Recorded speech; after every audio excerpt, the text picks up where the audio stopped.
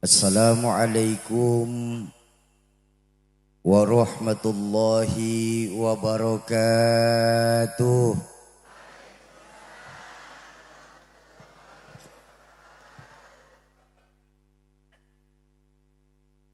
Alhamdulillahil aliyyul akbar wa azizul ghaffar rabbul jannati wan nar. Wassalatu wassalamu ala sayyidina Muhammadinil Mukhtar wa alihil athhar wa ashabihil akhyar, amma ba'du. Qala Allah ta'ala fil Qur'anil Karim wa huwa asdaqul qailin.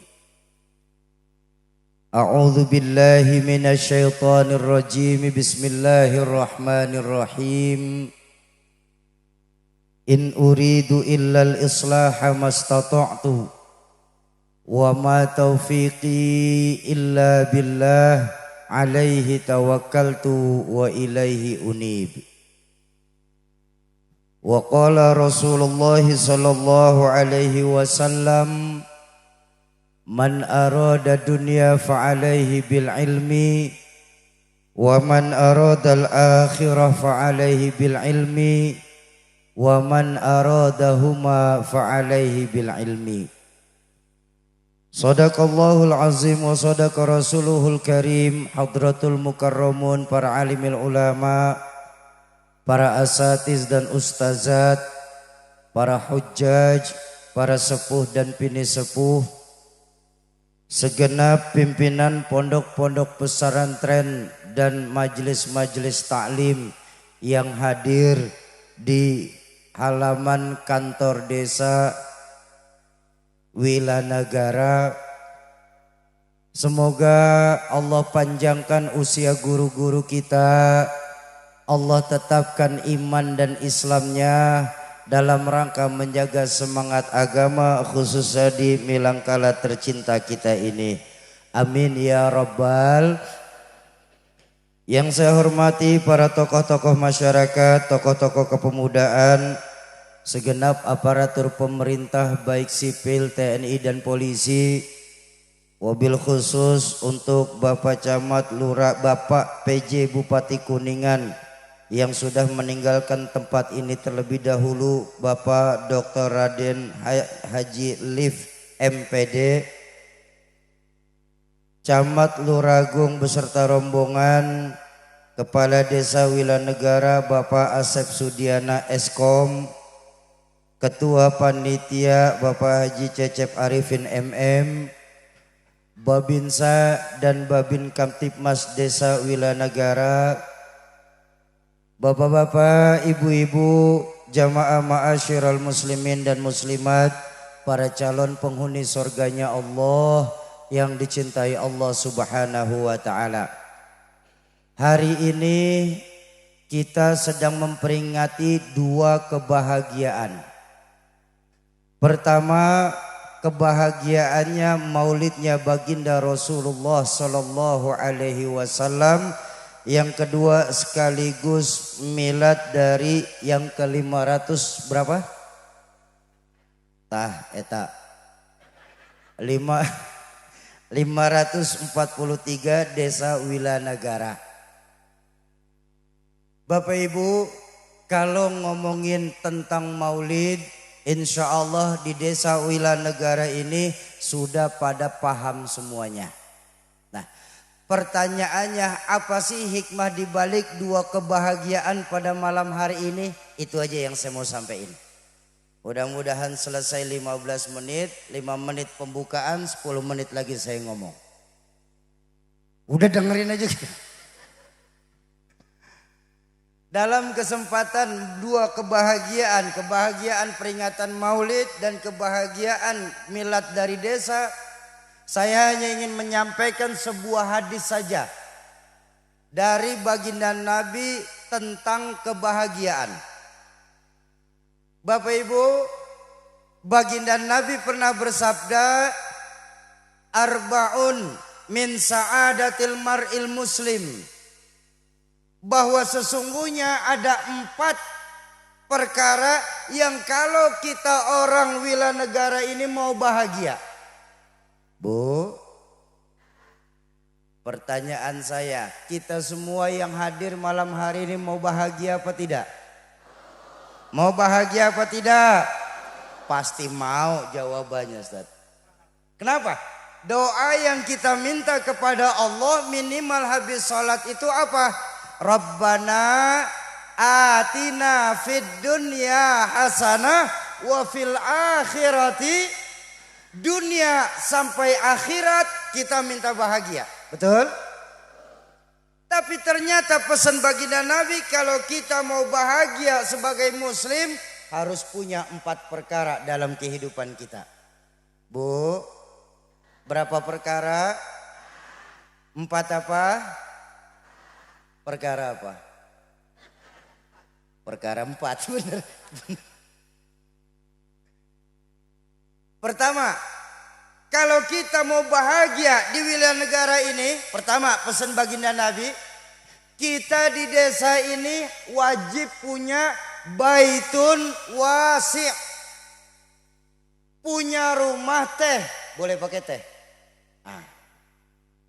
Punya rumah teh biar bagus asal besar.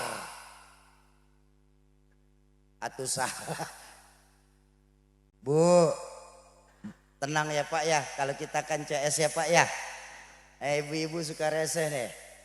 Bu, saya tanya, punya rumah bagus, besar, bahagia apa tidak? Bahagia. Tapi di mana rumah kita sesungguhnya, Bu?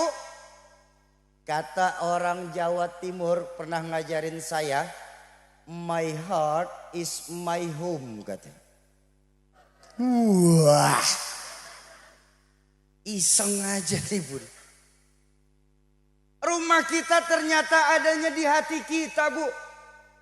Betapapun besar rumah kita, miliaran kita pegang uang, hektaran kita punya lahan, tapi kalau hati kita kecil, sempit rasanya itu rumah.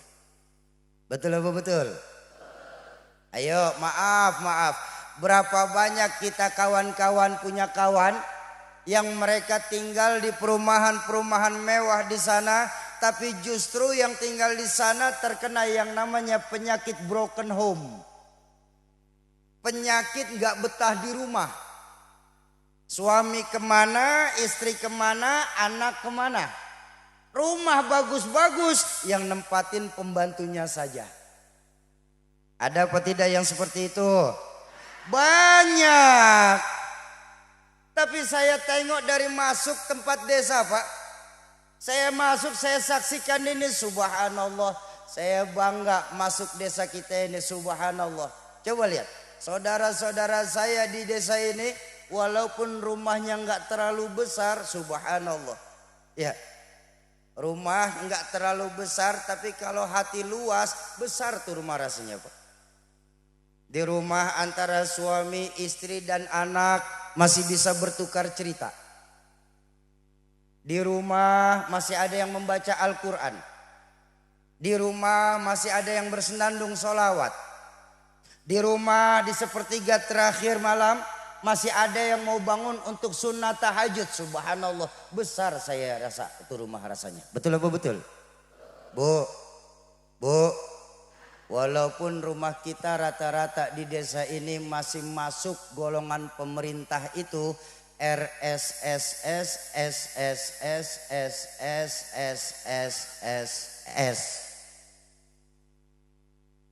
Rumah yang sangat-sangat sederhana sekali, sampai-sampai selonjoran saja pun susah. Tapi saudara saya di rumah ini hatinya luas, besar yang rumah itu rasanya. Ya Bu, tadi Pak Kuwu ngasih tahu ke saya, Syauki, alhamdulillah di sini ibu-ibu, bapak-bapak kalau sepertiga malam terakhir masih suka bangun malam. Ngapain? Ini suka ngerepotin malaikat nih. Malaikat udah siap-siap ngambil buku catatan, kirain mau tahajud atau pipis doang. Ah, Soki mana ada rumah kecil hati luas Soki. Oh maaf Pak, maaf. Ini kita lagi peringatan Maulid. Rumah baginda Rasulullah Sallallahu Alaihi Wasallam tercatat tidak lebih dari 3 kali 4 meter saja. Coba tanya sama diri kita Bu, berapa luas rumah kita saat ini? Mungkin ada di antara kita malam hari ini Pak, ukuran 3 kali 4 itu cuma sebatas ruang tidurnya saja. Betul? Rumah baginda Nabi tidak lebih dari 3 kali 4 meter saja. Bahkan diceritakan kalau baginda Nabi lagi sunnah tahajud, istri beliau Sayyidatuna Aisyah sampai melipat kakinya supaya Nabi bisa sujud. Tapi tengok baginda Nabi Bu, dari rumah yang 3 kali 4 meter tersebut keluar sabda beliau yang amat sangat dahsyat. Baiti jannati, rumah tanggaku laksana sorga bagiku. Kenapa? Hatinya Nabi luas.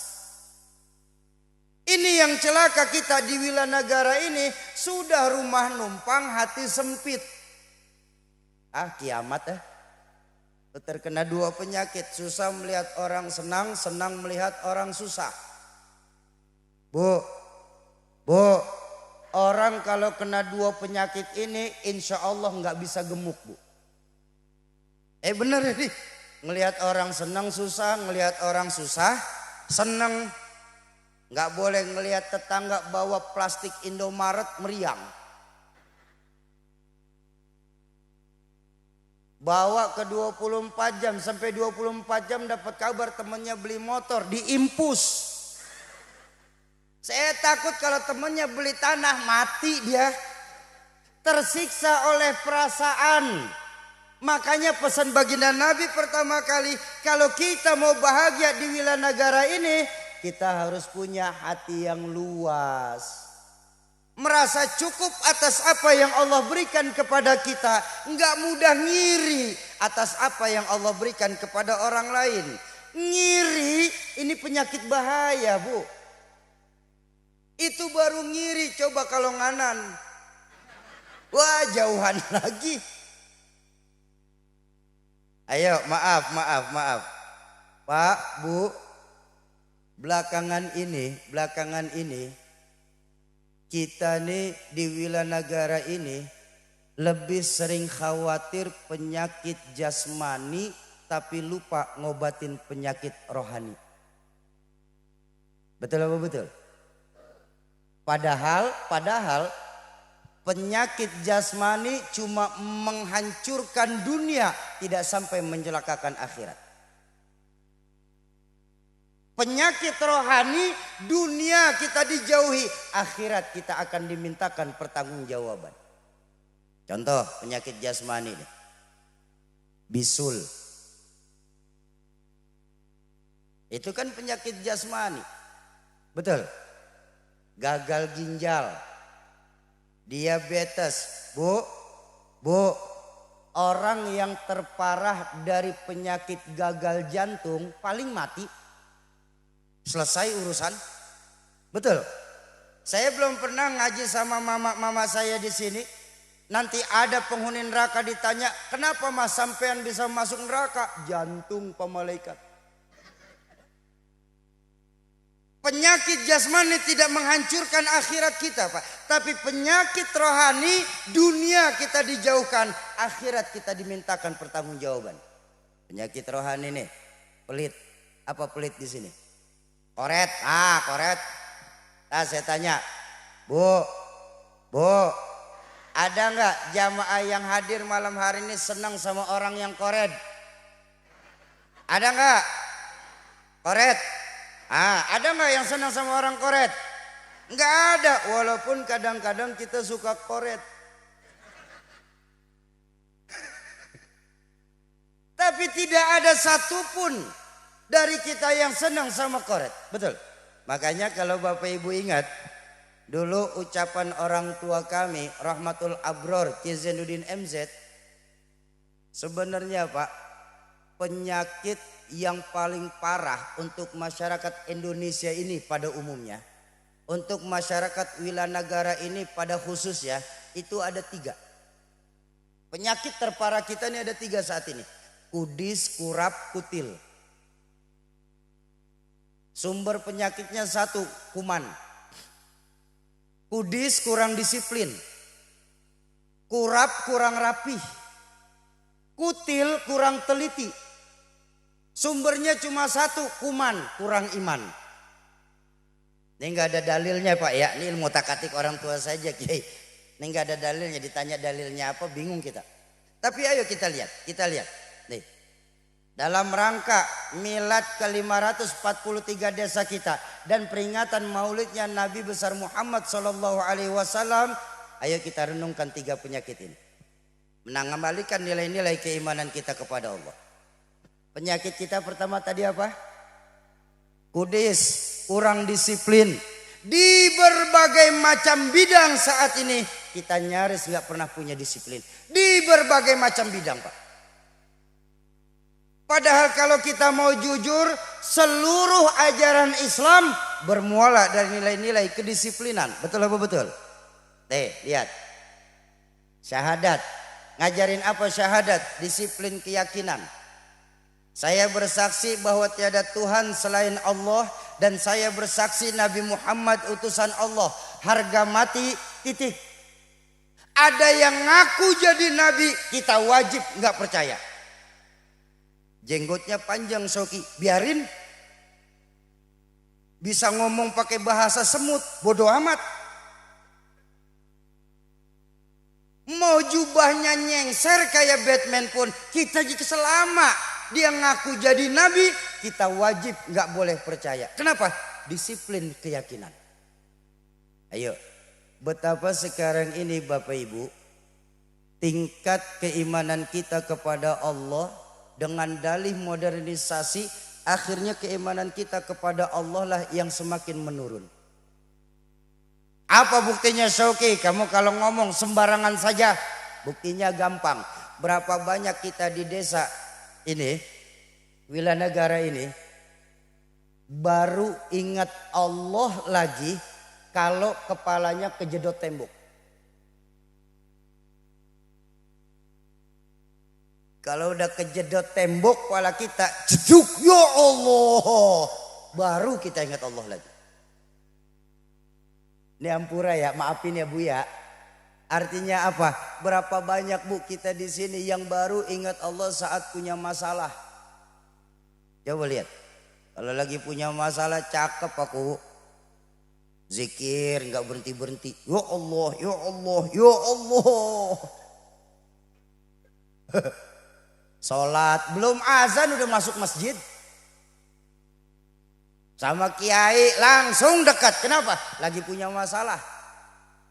Tapi begitu lolos dari masalah, jalan ke masjid nyasar lagi kita. Ini orang Jakarta ya, ini orang Jakarta saya ngomong. Mumpung saya lagi di wilayah negara, saya berani ngejelekin orang Jakarta Pak. Atau mumpung di sini, saya berani jelekin. Ini mah orang Jakarta, baru ingat Allah saat punya masalah. Tapi di Jakarta, kalau di sini insya Allah sama.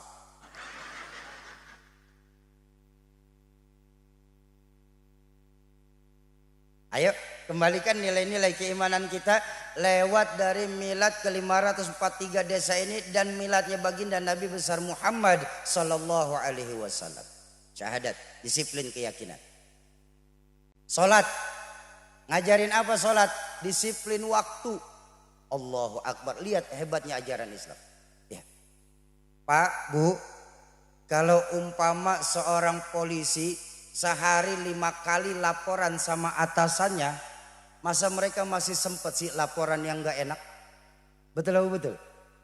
Kita sebagai muslim 5 kali minimal di luar sunnah, 5 kali laporan kepada yang serba maha. Jadi kalaupun orang desa wilayah negara ini masih ada yang senang berbuat dosa, atau cari dosanya yang kecil-kecilan wae. Jangan gede-gede, kita sehari 5 kali laporan. Apa dosa kecil Soki? Keluar masjid tukar sendal.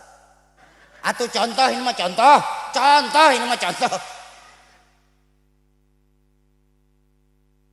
Dan lihat, maaf, saya ajak ngomong tentang sholat sebentar nih, maaf. Sholat itu ibadah yang paling hebat. Bu, salah satu nabi yang pernah berbicara sama Allah secara langsung selain baginda Nabi saat Isra Mi'raj adalah Nabi Musa alaihissalam. Betul apa betul? Makanya Nabi Musa dapat gelarnya sebagai kalimullah, orang yang pernah berbicara langsung kepada Allah.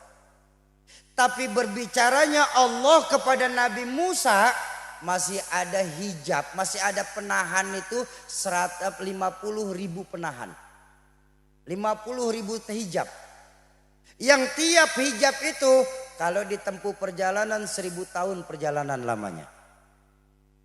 Nabi Musa yang pernah berbicara sama Allah tapi masih banyak ketutup tembok-tembok Pak untuk langsung bicara sama Allah. Kita umat Islam diberikan keistimewaan apa? Ketika sholat Allah langsung berbicara kepada kita. Ya. Dan lihat hebatnya sholat itu beda sama ibadah-ibadah lain. Ibadah-ibadah lain cukup turun ayat dalam perintahnya. Betul apa betul? Puasa turun ayat doang. Sedekah turun ayat doang. Taat sama orang tua cukup turun ayat aja. Haji turun ayat saja. Betul. Tapi ketika sholat tidak cukup dengan turun ayat. Baginda Nabi langsung dipanggil sama Allah menuju arasnya. Untuk apa? Mendapatkan perintah sholat langsung dari Allah. Dan jangan lupa. Sholatu abdi baini wa baina abdi. Sholatnya hambaku itu hanya untukku dan hamba-hambaku yang sedang sholat. Subhanallah. Dibuka hijabnya itu. Hei. Saya punya guru Sayyid Ali Baswedan. Beliau pernah mengajarkan begini. Oke, Yayid. Kamu kalau mau bicara pakai bahasa Allah, baca Quran. Karena semua yang ada dalam Al-Quran merupakan firman-Nya Allah. Tapi kalau kau ingin berbincang-bincang dengan Allah, maka sholat. Sungguh saat sholat kita lagi berbincang-bincang sama Allah. Bedanya apa Pak, Bu? Kalau berbicara one way speaker, satu arah doang. Nih saya nih sedang berbicara kepada Bapak Ibu, ceramah itu bicara. Tapi kalau bincang-bincang ada tanya jawab. Saya bertanya, Ibu menjawab. Ibu bertanya, saya menjawab. Itu bincang-bincang. Nah, saat sholat kita sedang langsung bincang-bincang sama Allah dengan streaming live bebas kuota. Nggak usah khawatir kehabisan kuota untuk nelpon Allah. Kapan kita berbicara dengan Allah? Saat membaca surah Al-Fatihah. Subhanallah. Bu, ternyata Allah langsung menjawab setiap ayat yang kita baca dalam surah Al-Fatihah. Bismillahirrahmanirrahim. Alhamdulillahi rabbil alamin. Baru sampai kalimat alamin, Allah berseru dari arasnya Allah. Kepada siapa? Kepada makhluk-makhluk yang ada di langitnya Allah. Allah berseru dari aras ketika kita sedang sholat di wilayah negara ini. Apa Allah menjawab? Apa berfirman dari arasnya Allah kepada para malaikat? Para makhluk-makhluk langit, saksikan dengan zatku, saat ini hambaku di bumi lagi memujiku. Allahu Akbar. Ar-Rahmanir-Rahim. Sungguh akulah yang maha pengasih lagi maha penyayang. Maliki yaumiddin. La ilaha illa ana. Sungguh tiada Tuhan selain aku, kata Allah. Iyyaka na'budu wa iyyaka nasta'in. Begitu kita baca ayat iyyaka na'budu wa iyyaka nasta'in, Allah berseru kepada orang yang sedang sholat saat itu. Hei hambaku yang sedang sholat, kau mau apa saat ini hambaku? Ngomong. Sungguh aku Tuhanmu malu kalau kalian selesai sholat belum aku kabulkan permohonan kalian. Allahu Akbar. Bu, Allah malu kalau kita selesai sholat permintaan kita belum dikabulin. Apa permintaan kita setiap sholat kepada Allah? Ihdinas siratal. Makanya tengok, maaf. Orang kalau sholatnya sempurna gerakan dan bacaan, lepas sholat hati tenang, Pak. Betul. Sekarang saya tanya, orang Wilanagara lamun sholat berapa menit? 5 menit kelamaan. 5 menit ya doa apa udah bisa kebaca itu. Atau rata-rata kita sholat 3 menit setengah, Pak.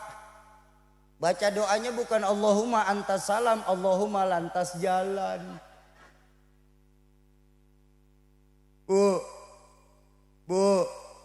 ingat, sholat kita awwalu ma yuhasabu yaumal qiyamah as-sholah. Amal yang pertama kali nanti ditanya sama Allah itu sholat kita. Allah nggak tanya berapa banyak duit kita. Allah nggak akan tanya berapa jeniusnya kita. Allah nggak akan tanya bagaimana tentang kehidupan kita. Yang Allah tanya sholat kita, ya Bu. Dan ingat Pak, maaf. Angka yang diperintahkan Allah untuk kita umat Islam itu 4-4-3-4-2. Laras gitu. Zuhur, asar, maghrib, isya, subuh. Atau kenapa orang Wilanagara sholatnya 00-3-0-0. Maghrib doang. Dan ingat, ini hebatnya sholat, Bu. Hebatnya sholat. Ibu hutang puasa, meninggal dunia, hutang ibu bisa dibayar anak kita lewat fidyah. Bapak punya nazar, sebelum ditunaikan nazar meninggal dunia, bisa diterusin nazarnya lewat anak keturunan. Tapi ketika sholat, Allah tidak menerima fidyah sholat. Pertanyaan saya, sudah berapa banyak kita di Wilanegara ini yang sudah mengkodok sholat kita? Hei.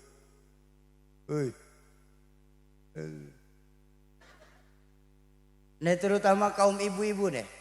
Bu, memang maaf ya Pak ya, saya minta maaf. Memang saat menstruasi enggak wajib untuk mengganti.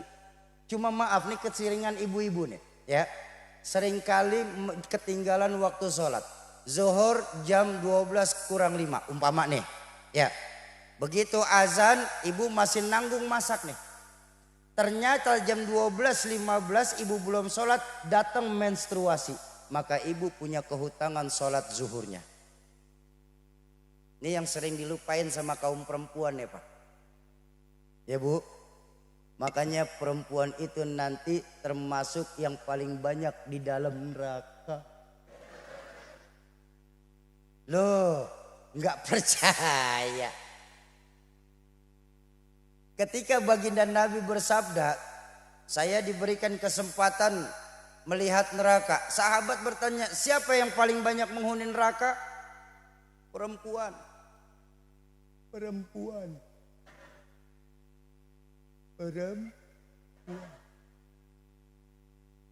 Ayo, yang masih punya hutang sholat, kita bayar dulu Pak. Ini kita sekarang nih salah kaprah. Kenapa? Kita lebih senang menghidupi yang sunnah daripada membayar yang wajib. Sunnah semuanya kita jalanin. Qobliyah, ba'diyah kita jalanin. Duha kita jalanin. Bayar utang sholatnya belum. Sauki, saya kan gak hafal. Sauki, berapa banyak utang sholat saya yang saya tinggalin. Gampang. Bagaimana? Digilir per minggu. Minggu ini qodho zuhur. Qobliyah ba'diyahnya gak usah dilakuin. Qodho zuhur semua selama sepekan. Sudah selesai ganti qodho asar. Sudah selesai seminggu ganti qodho maghrib. 5 minggu 35 hari sholat kita sempurna. Dan hebatnya dalam mengqodho, jangan kekhawatiran kita kehilangan pahala sunnah. Ini maaf. Ba'diyah subuh ada apa tidak? Nggak ada kecuali di tanah haram. Di tanah haram semua kapan saja waktu sholat dibolehkan. Cuma di Mekah aja di tanah haram. Tapi kalau di wilayah negara, ba'diyah subuh nggak ada. Ba'diyah asar nggak ada. Tapi ketika ibu niatnya qodho, ibu dapat pahala ba'diyah itu sendiri. Tuh, ayo perbaiki. Kenapa? Karena sholat mengajarkan disiplin waktu. Ramadan, puasa. Ngajarin apa puasa, Bu? Bu. Oh, gah banget teman nyaut, saya heran. Tenang Pak, sekali lagi maaf. Kita kan CS ya Pak ya. Saya bilang tadi nih emang reseh nih. Bu. Ngajarin apa Ramadan Bu? Puasa ngajarin apa? Disiplin makan minum.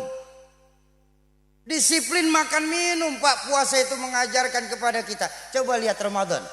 Jangan bicara sesuatu yang halal. Jangan bicara sesuatu yang haram. Maaf. Jangan kita bicara yang haram. Yang halal sekalipun kalau memang belum waktunya nggak boleh kok. Tuh Ramadan tuh ngajarin tuh. Betul apa betul? Bu, nasi halal apa haram? Halal habis maghrib. Betul kan? Tempe halal apa haram? Halal habis maghrib.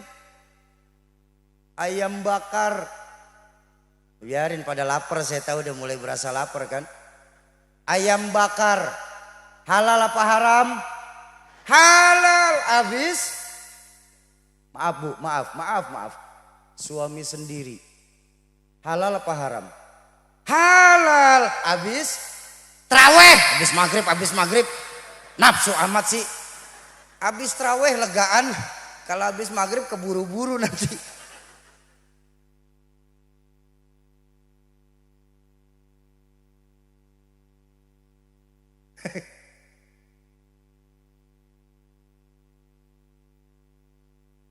Coba lihat. Seluruh ajaran dalam Islam bermuara dari nilai disiplin Pak. Tapi kenapa saat ini disiplin kita macam anak muda kalau naik sepeda motor Pak. Tadi begitu di jalan utama di depan sana di bawah. Saya saksikan gagahnya anak-anak muda kita di sini Pak. Di Kabupaten Kuningan ini. Nggak pakai helm kenceng dia melaju. Pas kebetulan tadi ada Pak polisi lampu merah diterobos. Ya diberhentiin sama polisi. Prit siapa? SIM? Oh ada Pak. STNK? Oh bawa Pak. Kamu tahu itu lampu merah? Tahu Pak. Kenapa nggak berhenti? Saya nggak tahu ada Bapak.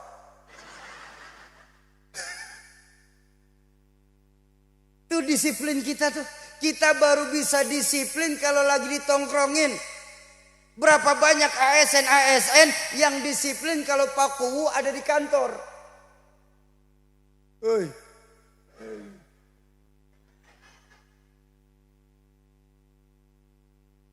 Oh kita kan CS, kita CS. Makanya disiplinnya jadi merorot. Atuh lihat, maaf. Ayo kita lihat secara nasional, secara umum. Pak, Bu, kenapa sih belakangan ini tingkat korupsi di Indonesia bukannya menurun malah makin meningkat? Padahal kita punya polisi, kita punya TNI, kita punya jaksa, kita punya KPK, kita punya MA, MK. Kenapa segitu banyaknya para pejabat-pejabat keamanan, tapi kenapa korupsi nggak bisa diberantas? Karena ternyata mental pejabat-pejabat kita sekarang cuma takut atasan tapi nggak pernah takut Tuhan. Itu yang membuat korupsi susah diberantas. Loh, saat ini kalau kita mau melihat, maaf sekali maaf, jangankan sholat yang berjamaah, korupsi berjamaah. Wa ala alihi wa sahbihi ajma'in. Tuh, ayo di peringatan Maulid dan milad dari desa kita ini, kembalikan lagi nilai-nilai disiplin kita, terutama disiplin kepada Allah. Kalau kita sendiri, yang kedua Allah. Kalau kita berdua, yang ketiga Allah. Jangan pernah pisahkan Allah dalam kehidupan kita. Setuju? Tuh, kudis, kurang disiplin. Yang kedua apa? Kurang rapih. Kita ini jadi masyarakat yang asal-asalan, Pak. Gak pernah punya manajemen. Kita bangun masjid bisa bagus, besar, megah. Tapi bagaimana kita menghidupkan masjid? Oh maaf, kita sering kalah dengan saudara-saudara kita di luar Islam dalam menghidupkan rumah ibadahnya, Pak. Bu, ada satu kenyataan pahit yang setiap hari saya saksikan. Di dekat rumah kami itu ada sebuah gereja, Pak. Namanya Gereja Gandaria.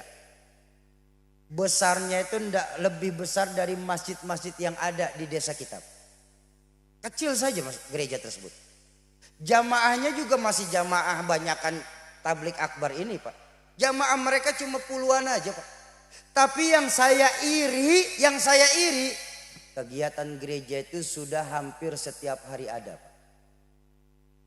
Senin kebaktian bapak-bapak, Rabu kebaktian ibu-ibu, Jumat kebaktian anak-anak muda, Sabtu Minggu kebaktian umum. Gereja yang umatnya nggak banyak, Pak. Sementara masjid-masjid kita di desa ini masih banyak. Masjid Jumat jam 9 pagi buka. Jumat jam 2 siang tutup. Buka lagi Jumat depan. Laba-laba yang ngisiin. Ini nyengir tapi mikir nih ya. Karena Allah sendiri yang mengingatkan dalam Al-Quran, innama ya'muru masajidallah man amana billahi wal yaumil akhir wa aqamas sholah wa ataz zakah. Orang yang gemar menghidupkan masjid mempunyai ciri 3 ini. Apa? Man amana billahi wal yaumil akhir. Mereka benar-benar beriman kepada Allah dan hari akhir. Wa aqamas sholah, dan gemar menghidupkan sholat berjamaah. Wa ataz zakah, dan mereka juga enggak ragu untuk ngeluarin hartanya di jalan Allah Subhanahu wa taala. Tanya sama diri kita, ada enggak 3 perkara ini dalam kehidupan kita yang menyebabkan kita enggak mau masuk ke dalam masjid-masjid kita? Nah, sayang, Soleh, ngomongnya gantian ya nak ya. Susah ngomong kalau ada saingan soalnya nak. Iya, Soleh ya sayang ya. Amin ya rabbal alamin. Tuh. Kenapa? Kita cuma bisa membangun tapi nggak bisa menghidupkan. Mau lihat lebih luas, saya minta maaf. Berapa banyak nasib pondok pesantren yang ada di kabupaten kita ini, Pak? Nasibnya itu, Bu, la yamutu wa la yahya. La yamutu wa la yahya. Enggak bermutu karena kurang biaya. Cari terjemahan besar, cari terjemahan bebas, namanya ceramah malam-malam.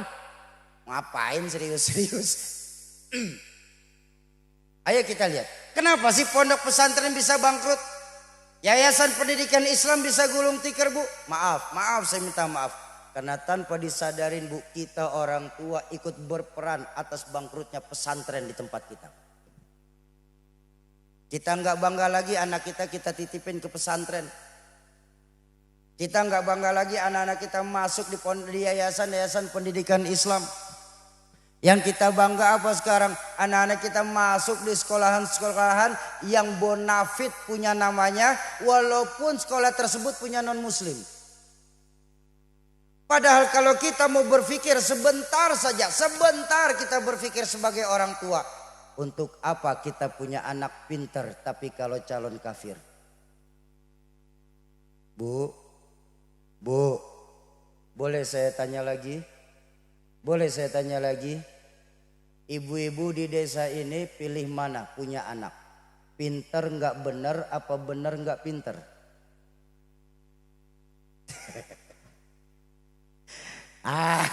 Ya, saya setuju. Punya anak biar pinter asal benar. Tapi saya minta maaf Pak Kuwu. Kalau pilihan pintar benar sudah tidak ada di desa kita. Benar, pintar sudah nggak ada di desa kita. Buat saya orang bodoh ini Bu, maaf. Lebih baik saya punya anak benar nggak terlalu pintar daripada pintar tapi nggak benar. Kenapa? Benar nggak pintar, walaupun nggak bisa di tempat kerja yang bagus, paling tidak masih terpakai Pak di masyarakat desa kita Pak. Bang, itu si Fulan bin Fulan biar dia nggak pintar tapi benar dia. Disuruh ngurus keuangan masjid, jujur dan amanah. Disuruh membesarkan majelis, alhamdulillah majelis bisa besar. Disuruh ngurusin yatim, alhamdulillah yatimnya pada gemuk-gemuk bukannya ngurus. Disuruh mengurus janda-janda tua, alhamdulillah janda-janda tua pada sehat-sehat. Disuruh ngurus janda muda, nggak perlu. Janda muda udah banyak dewan penyantunnya, udah aman dia mah, udah nggak usah diurusin. Masih lumayan tuh, masih terpakai di masyarakat desa kita ini. Betul apa betul?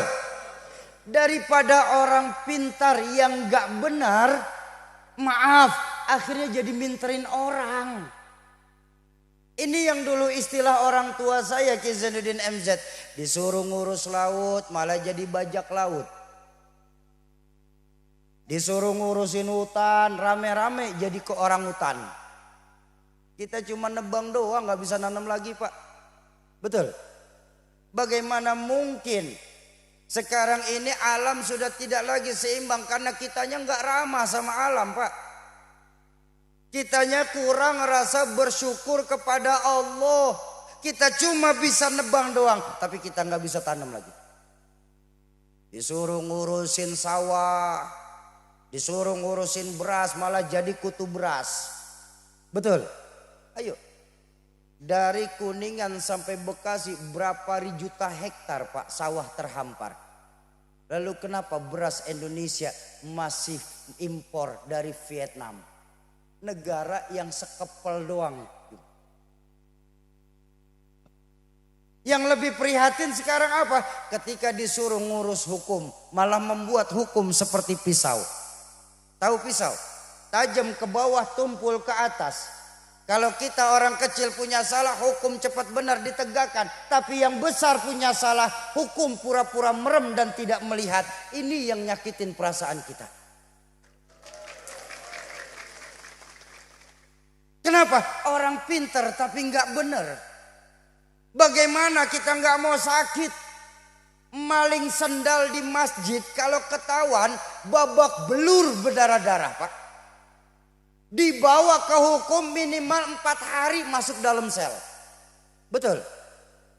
Maling uang negara 300 triliun masih sempet dada-dada lewat TV. Setan.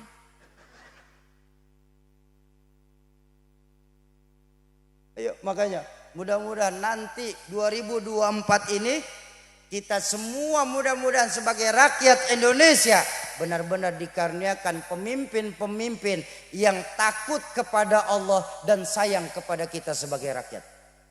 Capek kita dibohongin mulu. Betul. Mereka pada perlu kita kalau lagi mau kampanye. Kalau lagi musim kampanye, oh saudara-saudara, kami dari rakyat untuk rakyat berjuang. Begitu jadi makanin uang-uang rakyat. Ini kejadian di Jakarta kemarin, lagi musim kampanye Pak Ku. Ada seorang calon anggota dewan berpidato orasi di Jakarta di tempat saya. Saudara-saudara, pilihlah saya. Karena nanti kalau saya terpilih, saya akan banyak bangun jembatan-jembatan di desa saya. Orang protes, izin Pak, di tempat kita kalinya nggak ada Pak. Oh jangan khawatir, kata calon dewan tersebut. Kalinya nanti sekalian kita bangun. Bagaimana mungkin bisa bangun kali? Cuman begitulah rata-rata potret calon-calon dewan kita. Kalau sudah terlanjur janji, yang muluk dijalanin Pak. Makanya yuk, sudah waktunya kita umat Islam cerdas menghadapi musim kampanye nanti. Pilihan boleh beda, marahan mah jangan ya. Yang jadi siapa, yang marahan siapa? Udah capek kita dijadikan alamat setiap kampanye terbukti. Apa?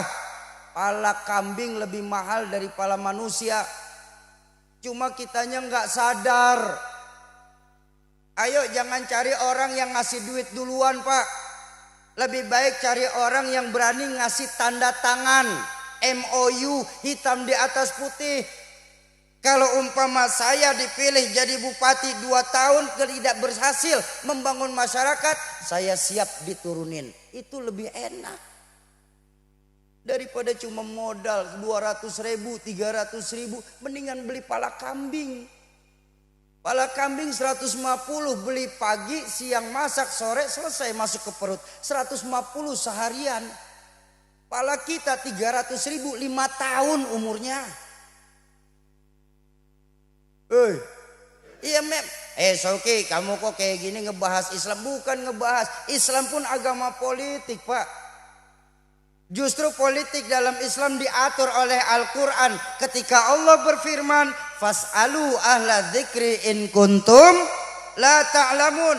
Kalau nggak ngerti tanya. Itu kan cikal bakal dari politik tuh. Cuma yang ngebeda ini, biar kita juga nggak alergi sama politik umat Islam nih, ya. Politik Islam itu warnanya jelas Pak, hitam putih, itu politik Islam. Politik abu-abu, politik Indonesia warnanya abu-abu. Makanya dulu orang tua saya sempat pensiun dari partai. Kenapa? Karena nggak tahu yang dihadapin muka apa topeng. Politik Islam kepentingan masyarakat banyak. Politik Indonesia kepentingan golongan. Politik Islam angkanya jelas. Banyak ahli. Betul. Politik Indonesia 50+1. Maka percayalah hasil akhirnya nggak akan ada keadilan. Contoh, nih politik nih. Ada 3 orang kiai berdebat sama 10 insinyur soal kunut subuh. Kira-kira Bapak Ibu pegang yang mana? Ayo. Kalau politik Islam 3 kiai, walaupun cuma bertiga ahli. Betul. Tapi politik Indonesia 10 insinyur yang menang. Makanya sampai sekarang kunut subuh kagak selesai-selesai. Karena ngaco, nggak ada ketegasan Pak. Atau saya balik, ada 3 insinyur berdebat sama 10 kiai soal struktur jembatan. Kira-kira pegang mana? Ya 3 insinyur. Kenapa? Walaupun cuma bertiga jelas. Kalau yang megang Indonesia 10 kiai yang menang, pertanyaannya bagaimana nasib jembatan? Betul. Jembatan bakal kuat baca Yasin 3 kali. Tetap ambruk kalau cuma modal Yasin mah. Ini loh kita nih. Kalau ada orang kita, guru-guru kita yang lain ngomongin politik, nggak usah ngomong politik. Politik itu kotor. Yang kotor orangnya Pak, bukan sistemnya. Dan politik Indonesia saat ini sistemnya sudah kotor. Ya. Makanya ayo sama-sama kita songsong, tetap kita minta sama Allah. Kita dikaruniakan 2024 nanti secara nasional pemimpin-pemimpin kita nanti yang benar-benar takut kepada Allah dan sayang kepada kita. Saat ini pemimpin kita Pak yang takut sama Allah sedikit Pak. Kebanyakan gak ada yang takut sama Allah. Kok begitu? Sumpah jabatan di atas Al-Quran palanya itu Pak, ya masih dilanggar.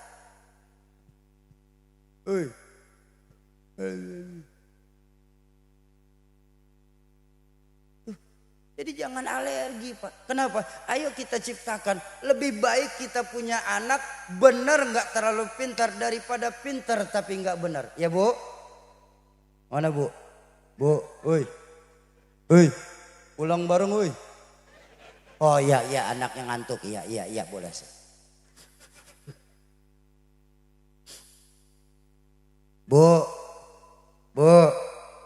ayo masukkan anak-anak kita ke pondok pesantren. Tanamkan kembali nilai-nilai agama semenjak dini. Ini pesantren saat ini untuk apalagi orang tua milenial merupakan hasil akhir bukan nomor satu. Daripada anak saya nggak sekolah, mendingan masuk pesantren. Hasil akhir tuh. Atau anak saya bandel banget, kita nakutin abah masukin ke pesantren kamu kalau nakal. Innalillahi wa inna ilaihi rajiun. Enggak ada lagi rasa bangganya kita sama pesantren. Seolah-olah pesantren itu cuma penitipan anak-anak nakal saja. Innalillahi wa inna ilaihi rajiun. Bu, tanemin agama ya. Ajak ngomong sama anak-anak kita. Nak, kau harus masuk pesantren nak. Enggak apa-apa bayarannya mahal nak. Bapak mama nih rela pala jadi kaki, kaki jadi pala biar kau bisa pesantren nak. Dalam kehidupan kita harus realistis. Lebih baik kita makan singkong beneran daripada makan roti ngimpi. Betul apa betul? Singkong beneran roti ngimpi enak mana? Enakan roti beneran. Ah susah amat disuruh milih yang enak.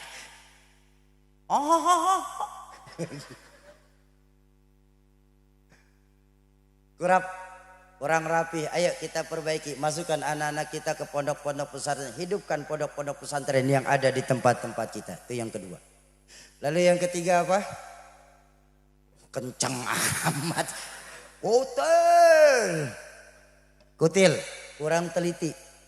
Kita saat ini masyarakat yang cepat heran, gampang kagum Pak. Ada aliran baru, ada aja yang ikut. Benar. Mbah Gufron lagi laris sekarang. Padahal masih banyak ulama-ulama kita.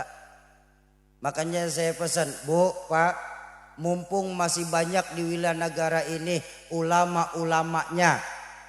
Masih banyak di Kabupaten Kuningan ini ulama-ulamanya. Ya, banyak santri-santri dari Mama Ahmad Sobari. Ayo kita ambil ilmu beliau, jangan belajar agama dari Mbah Google. Jangan ngajinya dari internet. Belajar agama sama ustazah YouTube.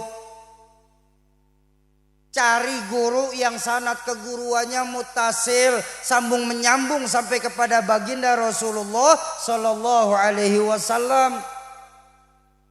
Kok bisa begitu Soki? Supaya kita tidak mudah dalam mengkafir-kafirkan amaliyah-amaliyah saudara-saudara kita.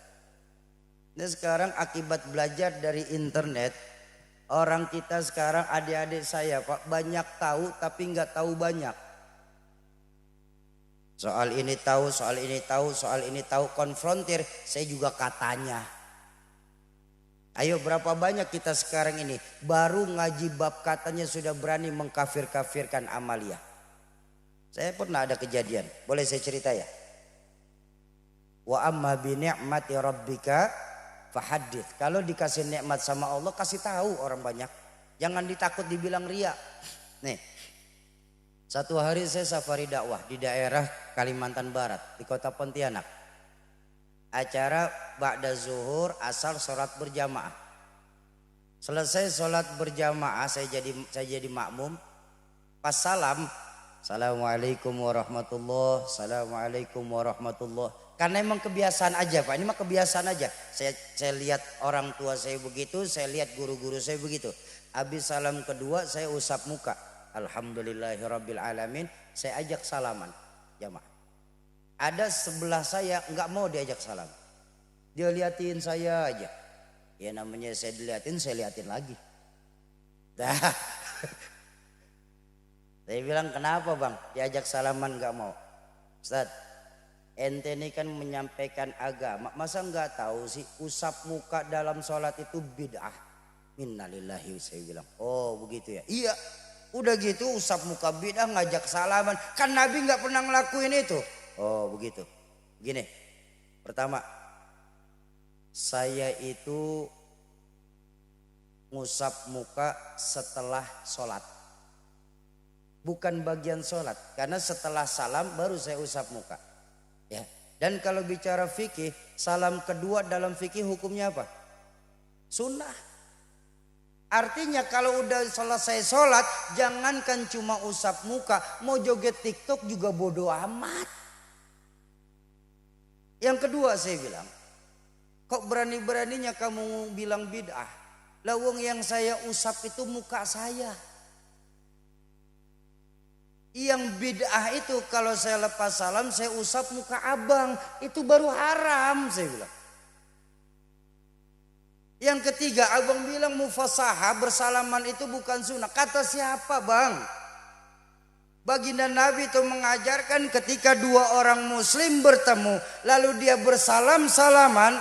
Kulit bertemu kulit. Selama bersalaman itu Allah sedang menggugurkan dosa di antara keduanya. Dan saya ngelakuin habis sholat. Kenapa? Hablum minallah saya saat sholat sudah selesai. Masa hablum minanas saya nggak selesai sih? Oh begitu. Iya makanya ngajinya cari guru yang sanadnya mutasil. Sambung menyambung sampai kepada baginda Rasulullah. Supaya kita nggak mudah mengambil hukum Quran, hukum hadis. Cuma berdasarkan terjemahan. Ini kan sekarang banyak ya yang ngambil hukum Quran dan hadis ini cuma berdasarkan nas asli. Satu contoh, saya bilang, kamu ini kok nggak ngikutin sunnah loh? Kenapa? Itu kamu kok nggak isbal? Kan isbal bagian sunnah. Bentar saya bilang. Pertama, isbalnya baginda Nabi itu bukan celana. Isbalnya Nabi itu kain. Yang kedua, ini hadis panjang saya bilang sama kawan saya. Ini hadis panjang nih. Ketika baginda Nabi menjelaskan tentang isbal, Sayyidina Abu Bakar protes. Ya Rasulullah, ya saya ini nggak pede kalau isbal. Saya lebih senang menjuntai. Baginda Nabi tersenyum, beliau bersabda, wa anta ya Abu Bakar la fakhar. Abu Bakar, kamu begitu juga kamu nggak sombong, dibolehin. Nah, jumhur ulama saya bilang yang diambil dari isbal ini adalah la fakhar. Jadi walaupun isbal, tapi kalau di hati ada sombong, itu mah bukan sunnah, ngenah. Saya bilang itu yang pertama. Yang kedua, kenapa saya enggak isbal? Saya orang kampung Pak, saya bilang. Kaki saya banyak bekas koreng. Kalau saya isbal bekas koreng, saya mengganggu pemandangan orang. Bukankah Allah sendiri yang mengajarkan Allahul Jamil wa yuhibbul jamal. Allah itu maha indah dan yang suka yang indah-indah.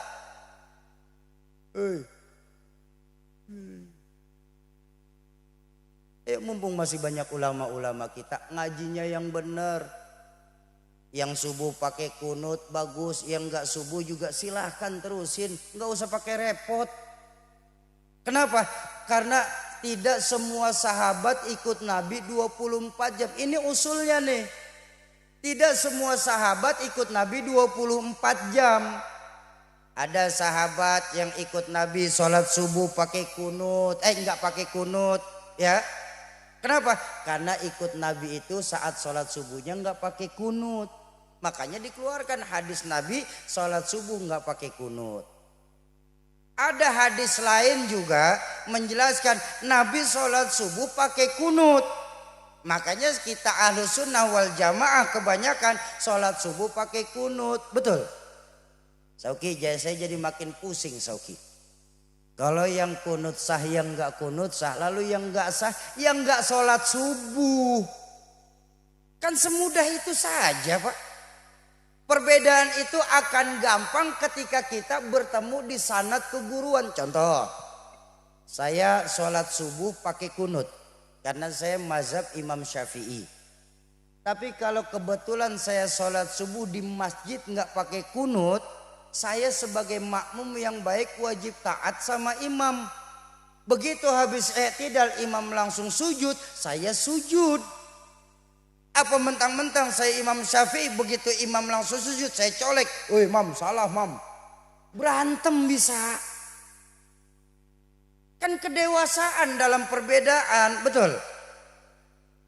Atau sebaliknya, saya subuh nggak pakai kunut karena saya menganut mazhab Imam Malik. Imam Malik nggak pakai kunut subuhnya. Tapi kalau saya sholat di masjid subuh pakai kunut, sebagai makmum saya wajib taat sama imam. Imam angkat tangan, saya makmum angkat tangan.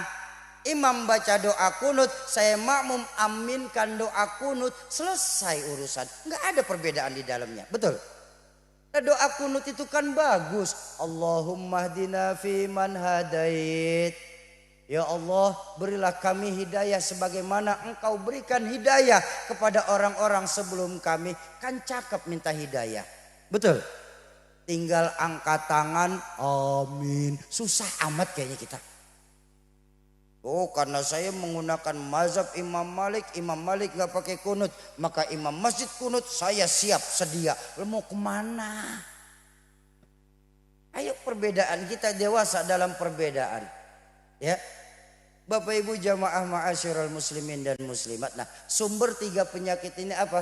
Karena satu, kuman, kurang iman.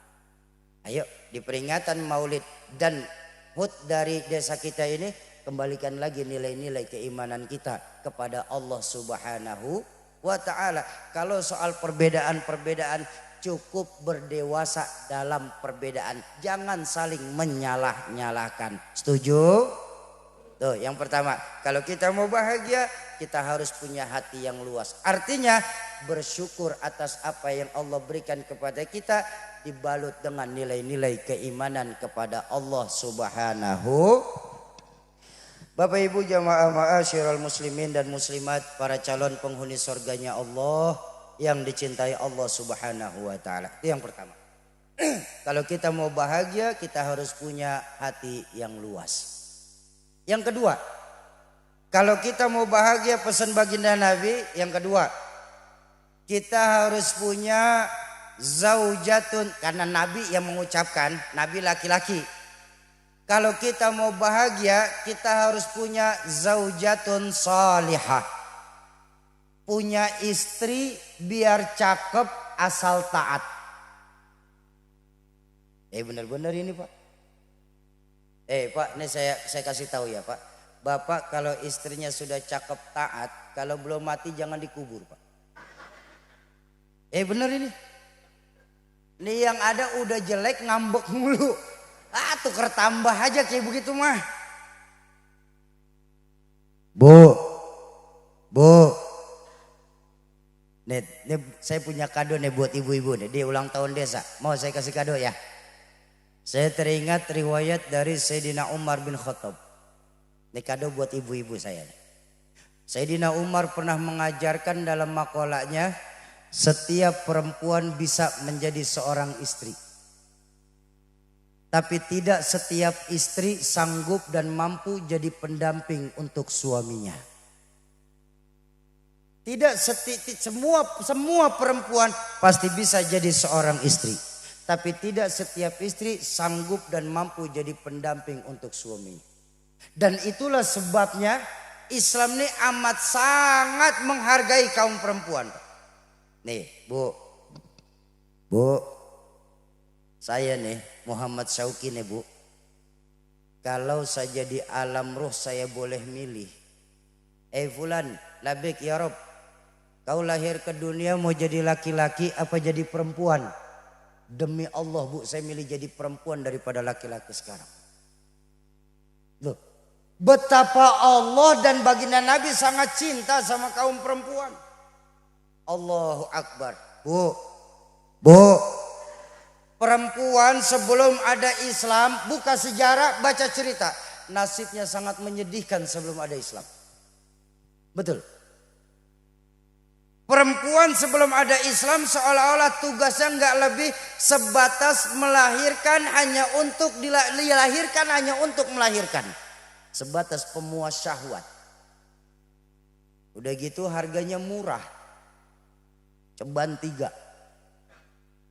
Lu nggak nih maaf nggak usah jauh-jauh nih, kita di Kuningan ya, maaf Pak. Kuningan terkenal dengan raja-raja kita, banyak raja-raja kita, betul daerah kerajaan Kuningan ini. Maaf, sebelum ada Islam berapa raja-raja kita kalau ngumpulin perempuan Pak? Nggak usah jauh-jauh ke luar negeri, sebelum ada Islam datang di sekitar ini, berapa raja-raja kita kalau ngumpulin selir? 20, 40 enteng aja tuh. Apa perempuan boleh protes? Nggak boleh protes perempuan, nggak ada suara. Bener nggak boleh ada suara Bu ya. Seorang tuan tanah di Timur Tengah, orang kaya Timur Tengah tuh di Arab sana, kalau ngumpulin selir tuh ratusan Bu. Yang dahsyat tuh seorang kaisar terakhir dari dinasti Ming, dia bangun istana 1000 kamar di Forbidden City. Tahu sejarahnya? Karena istrinya 1000. Saya nggak bisa bayangin raja kalau istri 1000 kapan dia pakai kolor Bu. 1000. Sarungan. Begitu rendah kaum perempuan saat itu. Pikirin, jangan dibayangin.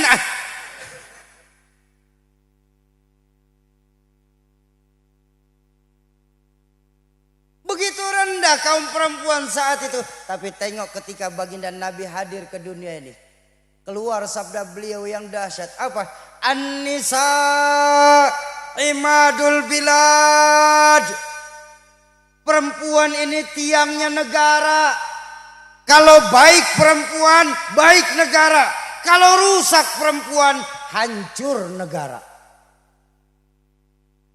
Makanya saya bilang dari awal, perempuan ini nanti di dalam surga mereka akan jadi pemimpin para bidadari. Tapi tadi juga saya bilang perempuan kebanyakan setan. Loh. Nih saya terusin ceritanya nih tadi ya. Tadi agak kepotong ceritanya. Nih Bu, ketika Nabi berkata yang paling banyak menghuni neraka perempuan, ya. Sahabat kaget, ya Rasul, ya apa perempuan itu nggak sholat ya Rasul? Sholat. Apa perempuan tersebut nggak baca Quran? Baca Quran. Sedekah, mereka sedekah. Ngaji, pengajian, majlis taklim ya Rasul. Oh rajinan perempuan daripada laki-laki Pak. Betul kan? Lihat aja seragamnya di lemari. Atau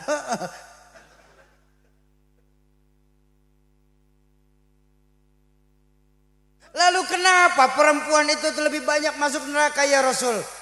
Rasulullah bersabda yang membuat perempuan banyak nanti menghuni neraka. Hunna yakfurnal asir. Karena perempuan tersebut kurang bersyukur kepada suaminya.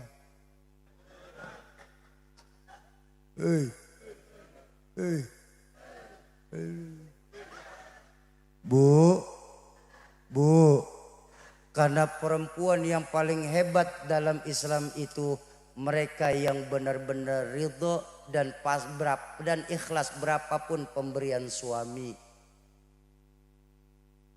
Ya Bu, perempuan yang hebat dalam kacamata Islam mereka yang rela dan ridho berapapun pemberian suami. Pak, jangan pura-pura nggak dengar Pak. Pak, laki-laki yang hebat dalam pandangan Islam mereka yang royal kepada istrinya, Pak.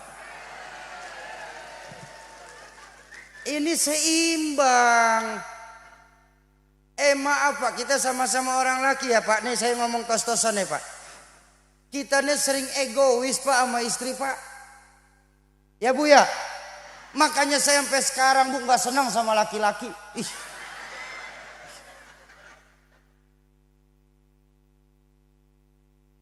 Udah ngasihnya pas-pasan. Pengennya makan yang enak-enak. Dasar laki-laki. Pak, nih, saya bilang bener loh Pak. Kita taunya cuma ngasih duit Pak. Nggak ada lebihan kadang-kadang. Perempuan nih yang puyeng mikirin dapur Pak. Loh sekarang ini apaan yang nggak naik Pak? Betul Bu? Bu, ayo kita kompak ya. Mau kompak? Mau kompak? Mudah-mudahan lewat keberkahan maulid dan keberkahan dari milad desa ini. Besok-besok suami tambahin uang dapurnya. Pak, dengerin baik-baik Pak, curahan hati para istri kita Pak. Bu, beras naik apa tidak? Gula, listrik, minyak, daging, susu.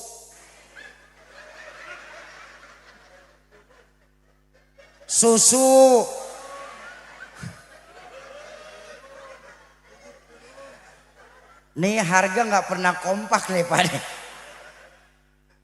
Mau bilang naik, ingat umur.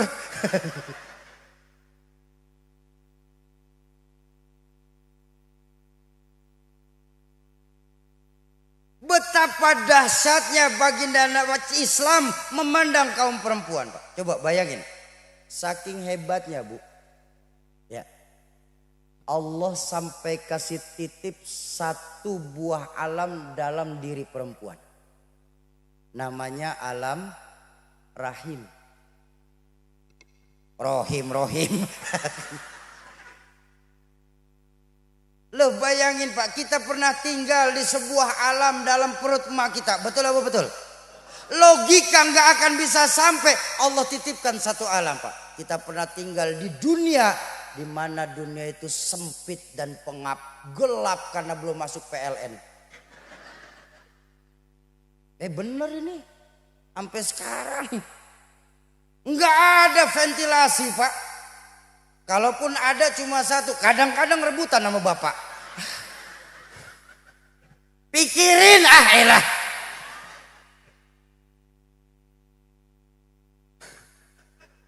Baik. Bu, ini emang laki-laki kalau ngomongin alam rahim bisanya cuma ngetawain doang dia Bu.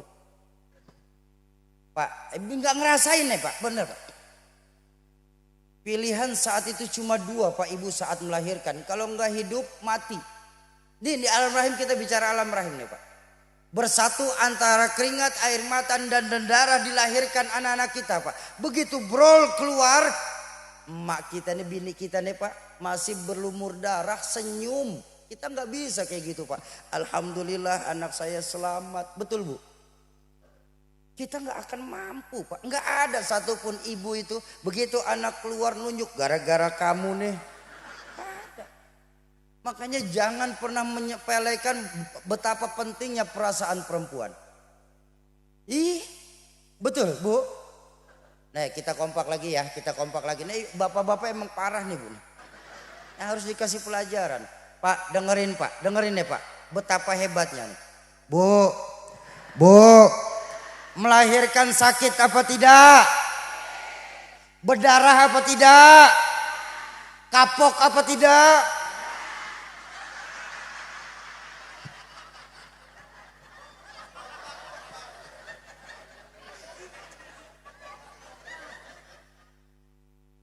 Emang bandel nih perempuan nih. Sakit. Berdarah, kapok. Enggak.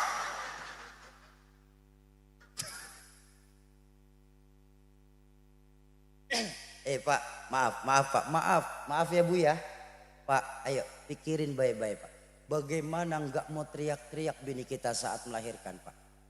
Masuk 3 on keluar 3 kilo Pak. Tuh. Pikirin jangan dibayangin. Heran teman banget ngebayangin. Bu. Nanti pulang ada yang nimbang nih Bu.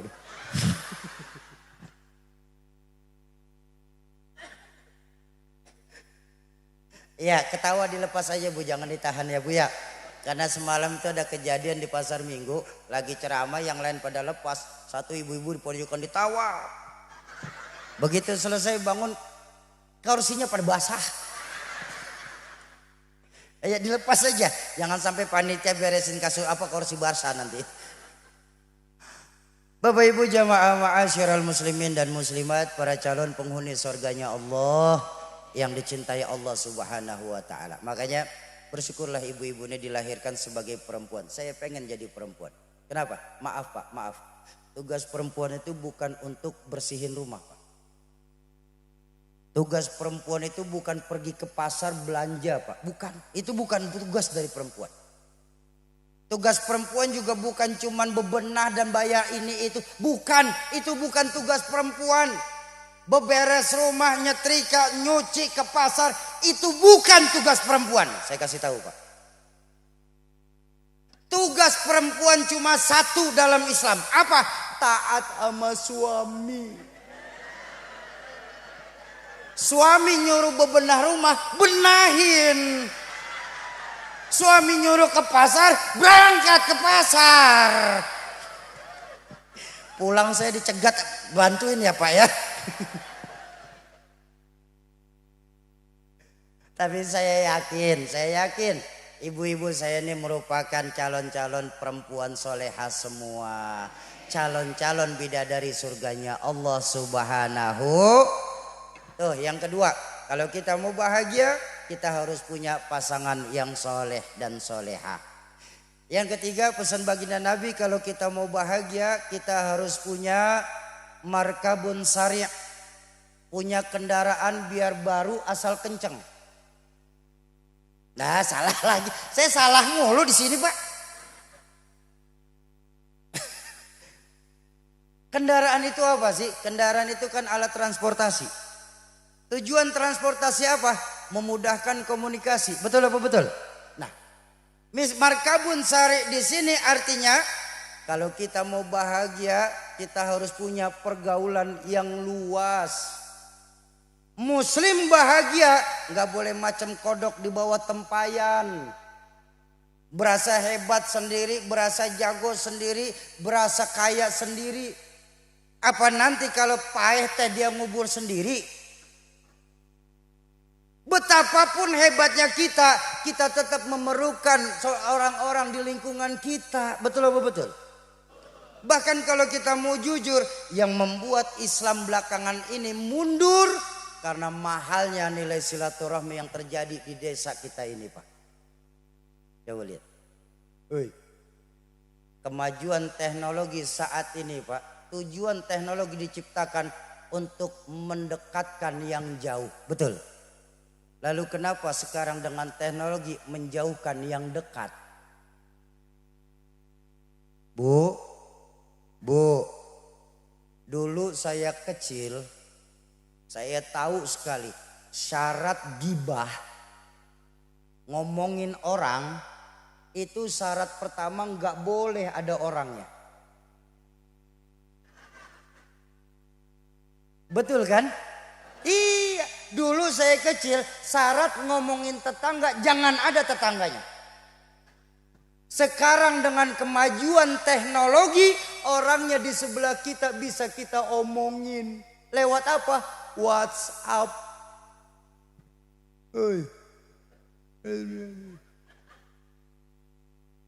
Kita sering menyalahartikan sebuah silaturahmi. Padahal baginda Nabi akhlak yang paling hebat adalah silman qata'ak. Jalin silaturahmi kepada orang yang memutuskan silaturahmi kepadamu. Bahkan saking hebatnya nih lihat.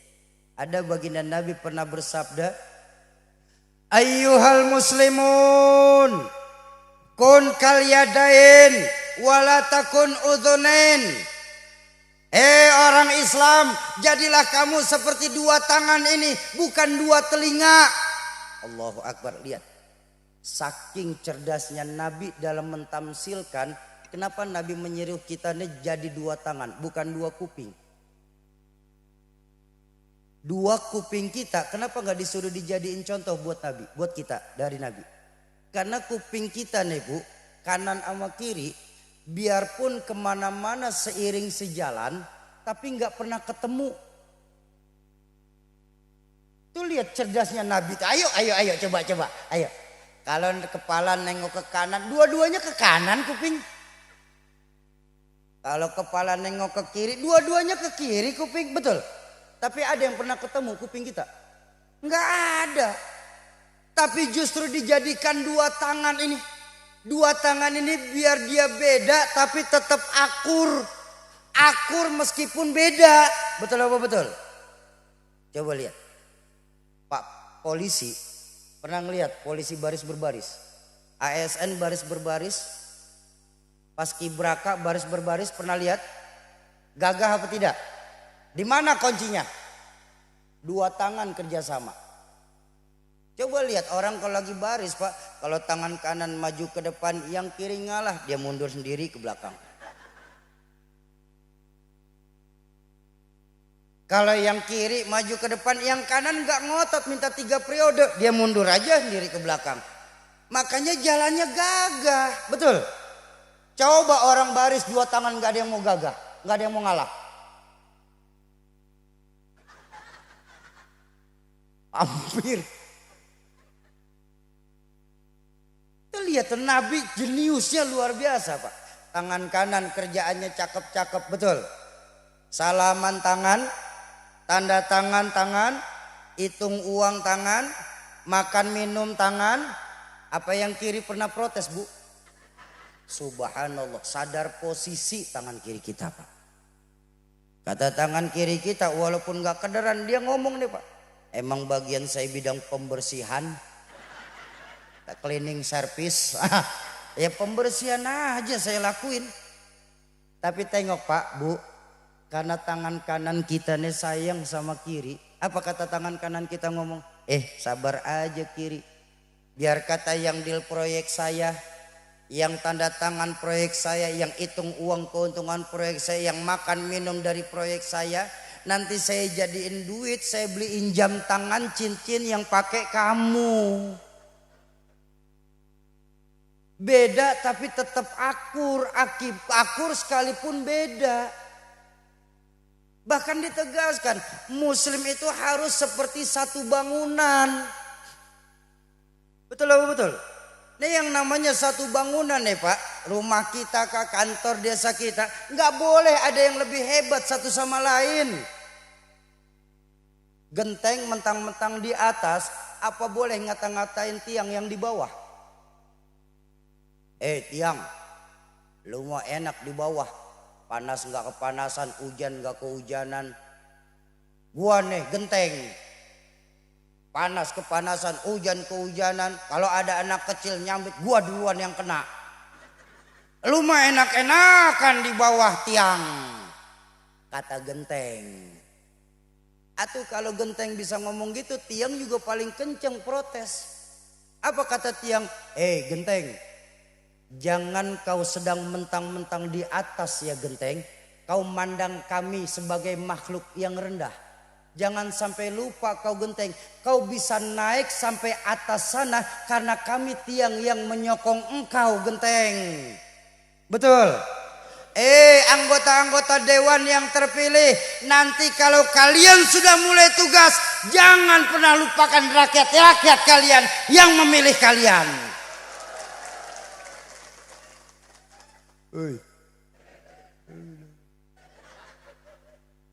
Ayo jalin silaturahmi sama-sama kita umat Islam, saling asah, asih, asuh. Jangan sama-sama kita satu desa malih salang gasak, gesek, gosok. Jalin silaturahmi. Bahkan Panglima Besar Jenderal Sudirman mengajarkan kalau kita mau menang harus kuat. Kalau mau kuat harus besar. Kalau mau besar harus bersatu. Tapi nggak mungkin bisa bersatu tanpa ada jalinan silaturahmi di antara kita. Ayo di peringatan ke-543 ini dari Desa Wilanegara kita jalin silaturahmi ukhuwah Islamiyah di antara kita. Insya itu yang ketiga. Terakhir yang keempat. Mana mak? Oi, mana? Oh iya. Mau ke kamar mandi boleh kamar mandi. Ya mangga. Ada yang bangun saya bacain lagi dah pokoknya mah. Maaf. Bapak Ibu jamaah ma'asyiral muslimin dan muslimat yang berbahagia. Itu yang ketiga ya. Kalau kita mau bahagia kita punya pergaulan yang luas. Enak Pak, orang kalau punya pergaulan luas, kemana kita pergi ada tempat kita untuk singgah. Kemana kita punya masalah ada tempat kita untuk bercerita. Muslim bahagia, dia harus mempunyai pergaulan yang luas. Itu yang ketiga. Terakhir yang keempat, pesan baginda Nabi kalau kita mau bahagia, yang keempat, kita harus punya misbahun munir. Punya lampu biar banyak asal terang. Ya iya kalau banyak gelap teh mati, gelap juga. Banyak mati, ya gelap. Banyak terang, enak. Apa sih lampu kita? Neon, lampu dunia. Patromak, cahaya dunia. Lilin, pelita dunia. Lampu yang kita butuhkan sebagai muslim sesungguhnya lampu dan cahaya yang akan nerangin alam kubur kita nanti. Misbahun munir di sini amalun katsir, amal yang banyak.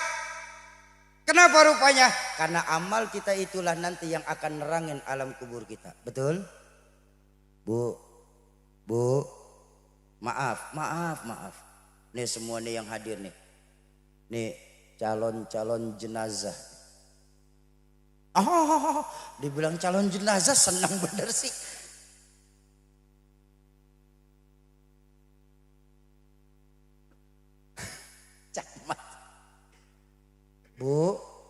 Bu, bakal mati nggak? Mati. Nih, bapak-bapak saya nih, mati nggak? Mati nggak? Mati. Pakku, mati nggak? No, Pak yang ngomong Pak. No. Masih sehat tuh, barangan aja nih. Orang masih segar begitu. Sebentar. Saya tadi sayup-sayup kedengaran tuh. Sauki ngomongnya kasar ya. Memang kenapa? Kok mati? Mati itu kan buat hewan. Atau buat manusia mah meninggal. Ayo, mati apa meninggal? Berarti benar kayak jarang ngaji ibu-ibu. Ayo kita baca sama-sama. Bu, kita kompak mau? Kita baca sama-sama. Inna sholati wama stop. Nah ayo, mati apa meninggal? Mati. Paeh.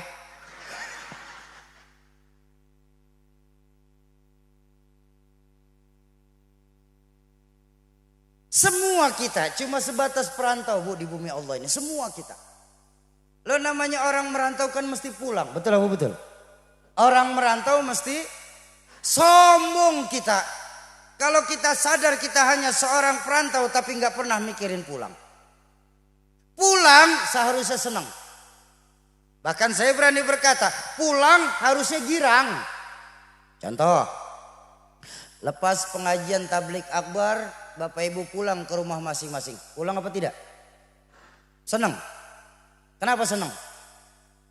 Pulang tidur, copot kerudung, ganti daster. Bapak-bapak saya masih sempat ngopi sebelum pules. Terbukti orang pulang pasti senang. Dulu waktu sekolah kalau masih pada ingat, di kelas kita ada guru galak. Pas pelajaran beliau ada pengumuman dari kepala sekolah. Bapak guru nggak masuk sekolah, anak-anak boleh pulang. Pulang. Senang apa enggak? Kenapa senang? Pulang jam pelajaran kosong. Orang pulang pasti terakhir. Selesai hidup di dunia, kita pulang kepada Allah. Pulang. Senang apa enggak? Ragu-ragu. Mau bilang seneng takut ntar pagi. Apa sih Bu, Pak, yang bikin kita pulang kepada Allah itu berat? Ada yang ngeganjal di hati? Dua, diajarin sama orang tua kami. Pertama, hubbud dunya wa karahiyatul maut. Kita terlalu cinta sama urusan dunia. Membuat dunia ini berakar di hati kita. Ketika timbul saat berpisah, percayalah pulang kepada Allah akan terasa berat. Apapun kerjaan kita. Seorang hartawan yang kalau sudah ada cinta dengan dunia, maka dia akan takut kekurangan hartanya. Makanya yang terjadi akan terus dia mencari harta. Ditinggalkan ibadah dengan dalih kerja.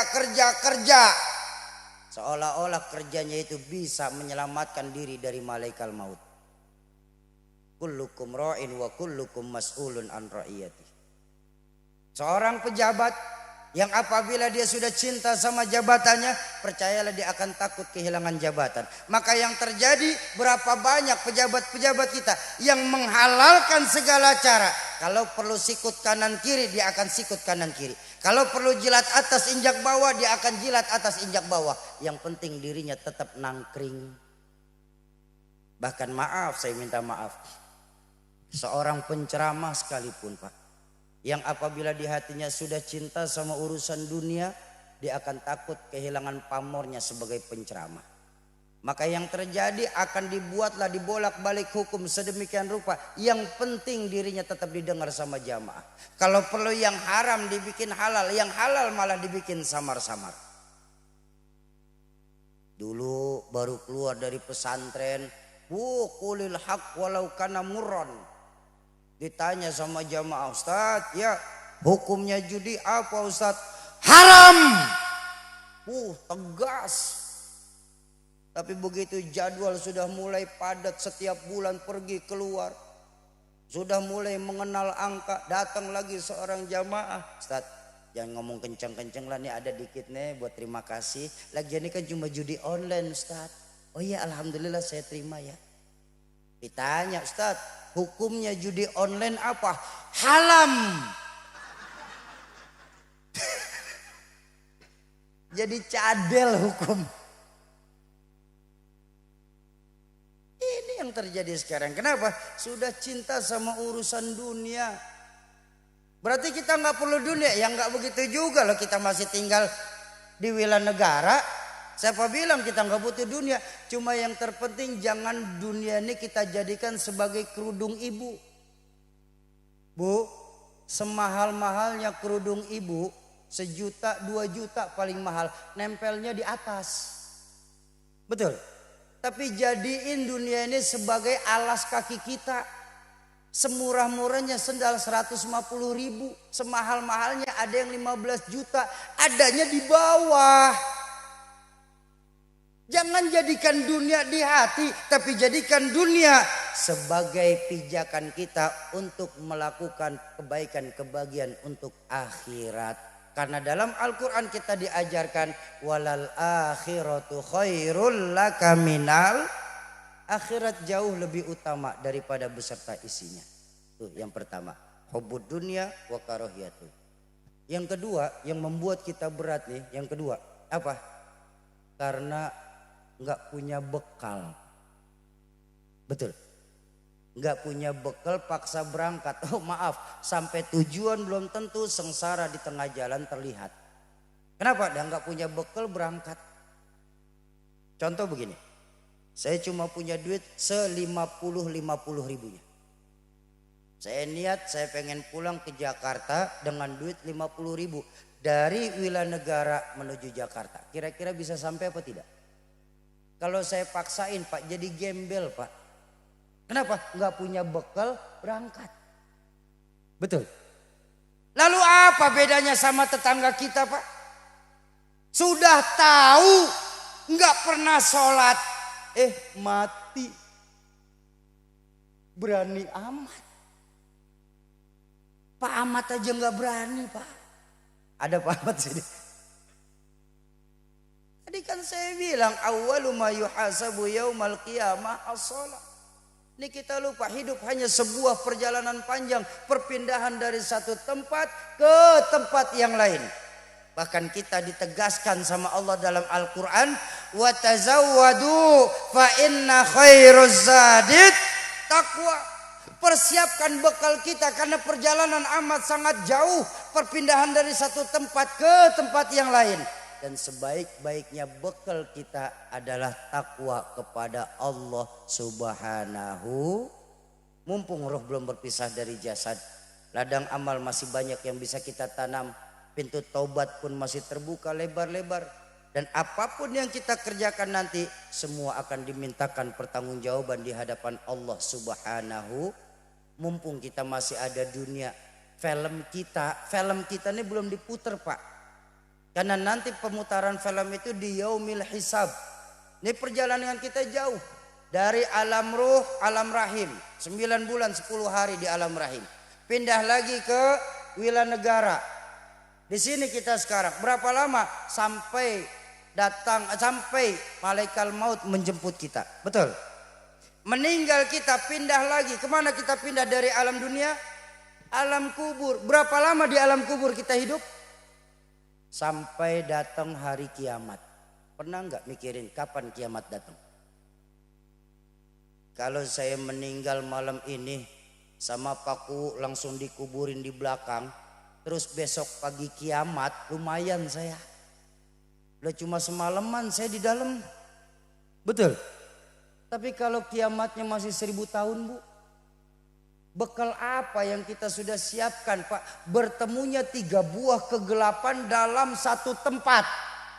Di situ kita perlu lampu. Pertama, nih kalau nggak percaya. Pertama, kegelapannya mata terpejam. Nggak usah ini nunggu meninggal. Sekarang aja deh, merem. Gelap apa tidak? Kegelapan pertama. Yang kedua, kita Pak dibungkus 3 helai kain kafan. Yang perempuan bahkan 6 helai kain kafan. Makin gelap lagi, betul? Dan yang ketiga, ditimbun kita di dalam tanah. Disitulah kita perlu lampu. Lampu kita, amal dan sedekah kita. Bu, ibu bantu untuk kemajuan desa nih, nitip di masjid 1 juta rupiah. Bagus. Nanti saat ibu meninggal dunia, kuburan ibu pakai lampu neon. Wah, 1 juta terang kuburan kita. 1 juta. Sauki, kalau 1 juta nggak ada, 100.000 sih punya lampu templok. Ya kecilan dikit Bang, kecilan. Sauki 20.000 lilin. 2.000 pentol korek. Tapi lumayan, walaupun pentol korek masih bisa ngusut-ngusut dikit. Ya. Ayo, mumpung film kita belum diputar, karena perjalanan amat sangat jauh, siapkan bekal kita sebaik-baiknya. Dan perbekalan sebaik-baiknya adalah takwa kepada Allah Subhanahu. Terakhir sama-sama kita baca suratul Fatihah. Kita tujukan buat orang tua kita, guru-guru kita, keluarga, sahabat dan kerabat kita yang terlebih dahulu mendahulukan kita. Khusus manijtamahahun nabi sababihim kulluh. Suratul khas Al-Walid Kiai Zainuddin MZ, Umi Haja Siti Khalilah binti Haji Ayub, Mama Haji Ahmad Sobari, wa usulihim wa furu'ihim wa ahli silsilatihim. Semoga lewat keberkahan Fatihah yang kita bacakan, Allah ampuni segala dosa beliau-beliau, Allah lapangkan kubur beliau-beliau, dan Allah jadikan kubur beliau-beliau lewat keberkahan ilmu sebagai taman dari taman surga. Yang kedua, untuk kita semua, orang tua kita, guru-guru kita, keluarga, sahabat dan kerabat kita yang pada malam hari ini sedang kurang sehat. Semoga lewat keberkahan Fatihah dan keberkahan dari majelis ilmu malam hari ini, Allah angkat segala penyakitnya, Allah sehatkan kembali jasmaninya, Allah kumpulkan lagi di tengah-tengah keluarga tanpa kurang satu apapun. Yang ketiga, untuk kita semua yang hadir di majelis ilmu, majelis maulid, majelis ilmu. Majelis ilmu, majelis yang di dalamnya disebut nama Allah dan baginda Nabi. Itu masuk kategori majelis ilmu. Majelis ilmu diajarkan guru-guru saya di sini, majelis yustajabu fihi doa. Majelis tempat diangkatnya doa. Semoga lewat keberkahan Fatihah yang kita bacakan, Keberkahan kita duduk di majlis maulid malam hari ini. Keberkahan kita duduk bersama para ahli-ahli ilmu. Dan keberkahan dari yang membawa berkah itu sendiri, baginda Rasulullah SAW. Sebagai penyebab apabila ada di antara kita yang sedang punya hajat, Allah percepat terkabul hajatnya. Allah gampangkan segala urusannya. Allah luaskan rizkinya. Allah mudahkan jalan usahanya. Lewat keberkahan maulid Allah jadikan anak keturunan kita anak keturunan soleh dan soleha. Dan lewat keberkahan dari majelis ilmu Allah jadikan rumah tangga kita sebagai rumah tangga yang sakinah mawaddah warahmah. Yang keempat, ayo sama-sama kita baca suratul kita lewat keberkahan Fatihah. Allah jadikan desa Wilanegara ini sebagai desa yang maju dan bertakwa kepada Allah Subhanahu wa taala. Kita doakan juga Pak Kuwu, semoga Allah berikan keistiqomahan, Allah kuatkan pundaknya dalam menjaga amanah untuk masyarakat desa kita ini. Ala hadhihi niyah wa ala likulli niyatin salihah wa ila hadratin Nabiyil Mustafa. Al-Fatihah. A'udzu billahi minasyaitonir rajim. Bismillahirrahmanirrahim. Alhamdulillahi rabbil alamin arrahmanir rahim maliki yaumiddin. Iyyaka na'budu wa iyyaka nasta'in. Ihdinas siratal mustaqim. Siratal ladzina an'amta 'alaihim ghairil maghdubi 'alaihim. Amin. Nastaghfirullahalazim, nastaghfirullahalazim, nastaghfirullahalazim. Bismillahirrahmanirrahim. Alhamdulillahi rabbil alamin. Hamdan na'imin, hamdan syakirin, hamdan yuwafi ni'amahu wa yukafi'u mazidah. Ya Rabbana lakal hamdu kama yanbaghi li jalali wajhika wa 'azimi sultanik. Subhanaka la nuhsi thana'an 'alaika kama atnaita 'ala nafsik. Allahumma ya daimal fadli 'alal bariyah, ya basital yadaini bil 'atiyah, ya sahibal mawahibis saniyah. Salli ala Sayyidina Muhammadin khairal bariyah. Waghfir lana ya dhal ula fi hadhil ashiyah. Allahumma ya muhawwilul hawli wal ahwal, hawwil halana ila ahsanil hal. Ya mujammil wa la tuhammil, ya muyassir wa la tu'assir. Yassir umurana kulliha wa la tu'assir alaina. Ya Allah ya Rahman ya Rahim ya Tawwab ya dzal jalali wal ikram. Rabbi ighfir lana wa li walidina warhamhum kama rabbawna shighara. Wa li jami'il muslimina wal muslimat wal mu'minina wal mu'minat al ahya'i minhum wal amwat innaka sami'ud du'a. Allahumma ighfir li ummati Sayyidina Muhammad. Allahumma arham ummata Sayyidina Muhammad. Allahumma ansur ummata Sayyidina Muhammad. Allahumma jibur ummata Sayyidina Muhammad. Allahumma barik li ummati Sayyidina Muhammad. Allahumma aslih quluba ummata Sayyidina Muhammad. Rabbana hablana min azwajina wa dhurriyyatina qurrata a'yun waj'alna lil muttaqina imama. Rabbana atina min ladunka rahmatan wa hayyi' lana min amrina rasyada.